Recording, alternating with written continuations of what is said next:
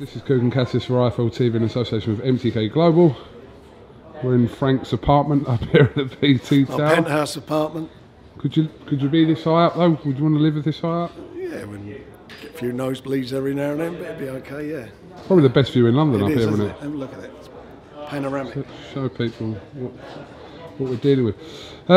Frank, just announced your show on the 21st of December at the Copper Box that will feature Daniel Dubois and also the return of reality star, but obviously foremost a boxer, Tommy Fury. Yeah, talk to me about this show, Frank. Well, first off with Daniel, he's fighting the WBO Asian heavyweight champion Fujimoto.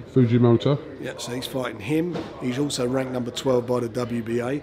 Daniel's got rankings by the WBO, WBC and the IBF. This gets him into the WBA rankings. It's also for the WBC silver belt. It's also going to be for a WBO belts as well, because both of them are champions. So it's a great move for him. It gets him further up in the rankings. As you know, all the heavyweights, all the big guys, Tyson, AJ, Deontay Wilder, Ruiz, etc., and Usyk, they're all quite busy at the moment. They're going to be fighting each other in their various fights. So we want to keep him busy so that we get him in a position by the end of, or certainly by sometime next year, by next autumn, that he's a mandatory challenger to whoever comes out as the winner of all these. Frank, before obviously Fujimoto was announced as his opponent, we know that you kind of were having discussions with Dave Allen over fighting Daniel Dubois. That didn't happen. Just wanted to get your take from your side. We spoke to Dave Allen about that. Dave came up to see us at Josh Warrington's fight, and we sat down and had a chat about it, and then made him an offer.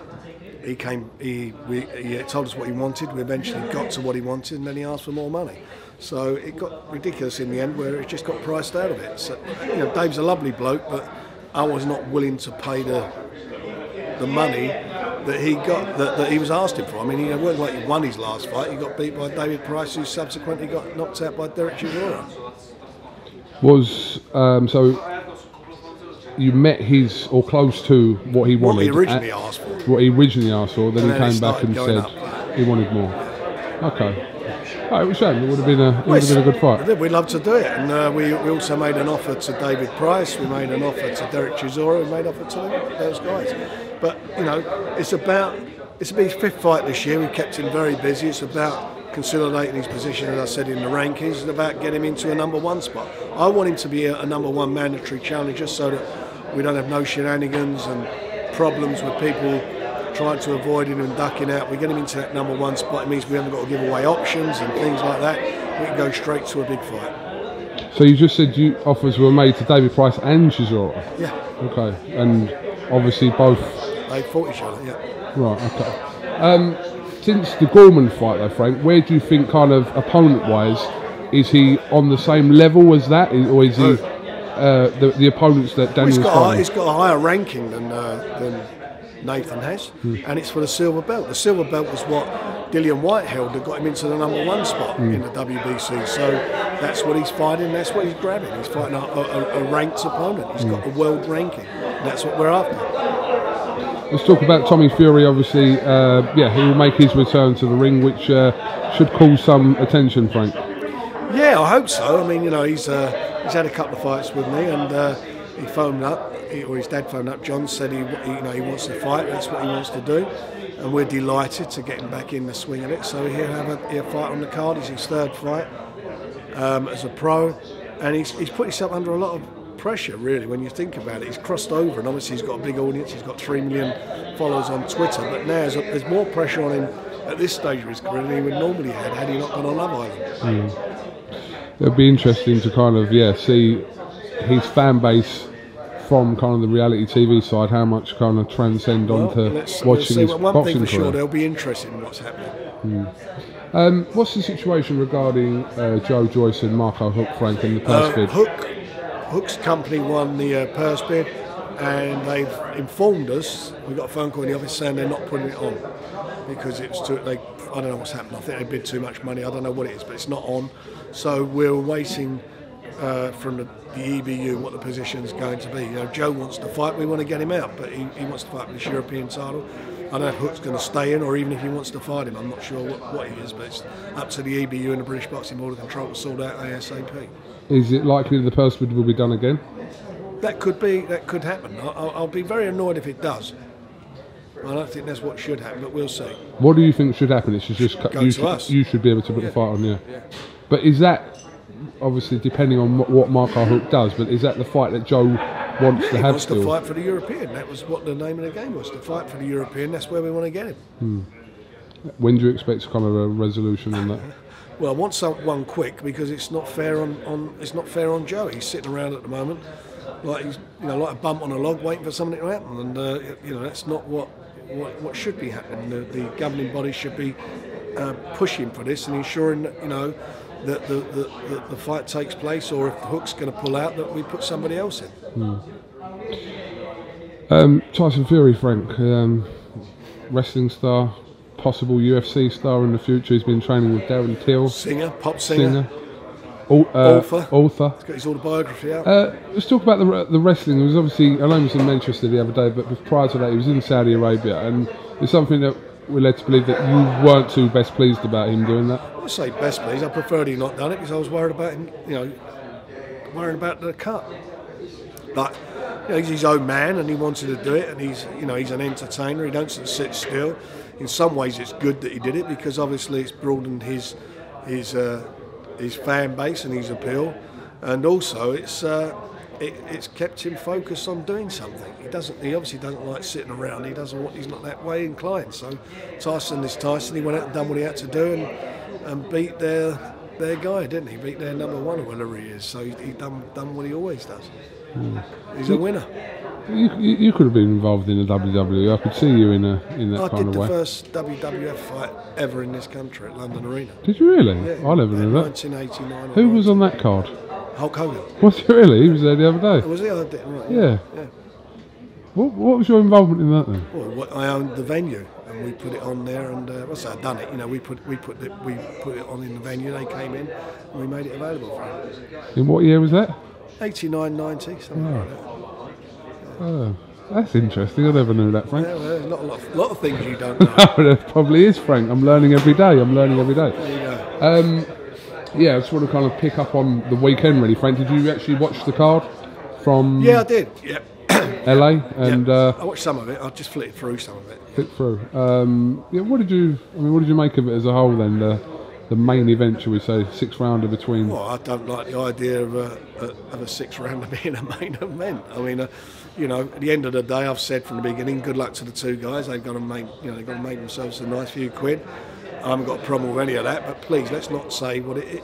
Try and say it's being sold as some massive title fight. It's a 6th round fight between two real novice fighters. That's all it was. It's like you fighting the guy who's from Boxing Social or something, isn't it? That could actually end up happening, by the way, Frank. If it happens, it happens. But that's what I'm saying. That's all it is. It's not. They're not professional boxers. They haven't got amateur backgrounds as such. But good luck to them. I think they've done extremely well with earning their money. But don't try and sell us something else. I'm listening to the commentary of it, and watching it, and I'm like, come on, fellas. I mean, I used to promote unlicensed. Well, they called it unlicensed. It was licensed. But it was outside the boxing board's jurisdiction when I started out in my 20s, and I became quite. Some of those shows I was not too happy about, and afterwards I thought myself I should never have got involved in it. But I look at that compared with what I watched on Saturday, and it was like a million times more competitive and a million times more skillful. But I mean, there's a market for it, Frank. There's a market for it. Look, there's a market for it. No one's knocking that. I said good luck to them, but don't tell me and don't sell it to me as boxing. Don't sell that to me as quality boxing, pay-per-view boxing. Good luck to them, but that's the way it's being bundled up, and it's not that at all. And if you're a boxing, if you think that's boxing, you're somebody who wants to get in and watch boxing, then you're mistaken. It's not. They done fantastically well. Good luck to them. I'm pleased for them, but let's say what it is. I mean, everyone skirts around this because they don't want to upset people on the internet. It is what it is. You was involved in Freddie Flintoff's one fight, though, weren't you, Frank? It was on our channel. I didn't promote it. It was promoted by Barry McGuigan. It was promoted by Barry McGuigan, yeah. One hit wonder for Freddie, that one. No, it's what it was. What is the difference between Freddie Flintoff's fight and that? What is the difference? Only the fact that Freddie Flintoff is actually a sportsman. Sure, okay. You know, but what's the difference? Tell me what the difference is in that. Well, Freddie Flintoff had one fight and that was it, but I don't know if either of these are considering an actual future in the sport or not. They shouldn't. Time will tell. They shouldn't. But get back to the keyboard. Forget about that. You ain't boxers, fellas. I mean, you know, or if you're going to fight, you better come and let me pick the opponents for you.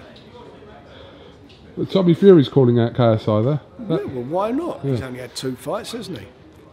Would you be interested in promoting that one? Yeah, I'd just show you what boxing's all about, wouldn't it? That'd show you, that'd be the proof of the pudding, wouldn't it? One of us will be right and one of us will be wrong. Have you got any other updates? You've got a show in Birmingham that's coming up, Frank. Yeah, 6 title fights on there. Tetty's on there. Azalana, he's out. Hopefully he's got a tough fight, but he comes through that. We'll try and make the fight with a Japanese guy in UE. If I pronounce that right. That'd be a great fight. But he's got to come through a tough fight first of all. That's a great fight. Obviously, Wilder fights all teased, Frank, in a couple of weeks' time, and kind of we're waiting to see what happens with that. We're assuming Wilder will win, but you can't assume anything in heavyweight boxing. Well, of course you can't. One punch can make all the difference. So now the emphasis has gone from Tyson to him to be able to deliver for the 22nd of February. If he does beat Ortiz, though, you expect no complications. That fight takes place. If he gets cut, anything can happen in a fight. Who knows? If everything goes, if he goes out and blasts him out and does what he's capable of doing, then go straight to it. Okay. Anything else you want to kind of add, Frank? Can't think. What else is there? I'm not talking about Arsenal. No, let's skip that one, Frank, for the moment. Yeah, we're all good. I mean, we're good. We're working on quite a few things, some exciting stuff lined up for next year.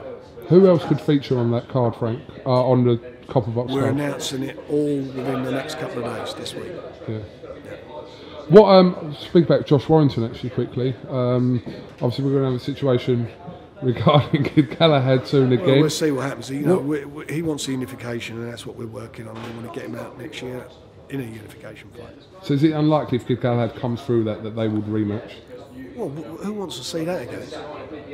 I mean, who wants to watch him again? I don't want to watch him again. He's like, I want to watch someone who's coming to fight, to come in to win a title. Go and get the title. I just want to see somebody who's come to get the title of the champion. That's what I want. Not someone who shows up and does an impression of an octopus. Did you watch much of Billy Joe Saunders' fight from the weekend? I watched a couple of rounds of it. Yeah. Any thoughts on it? Or? It was what it was. He done what he had to do at the end, and that's it. Okay, Frank. Thank you very much for your time today. It's a pleasure, young man. And we look forward to a good end of the year. I'll see you when I'm looking at you. Absolutely. Be good. Cheers, mate.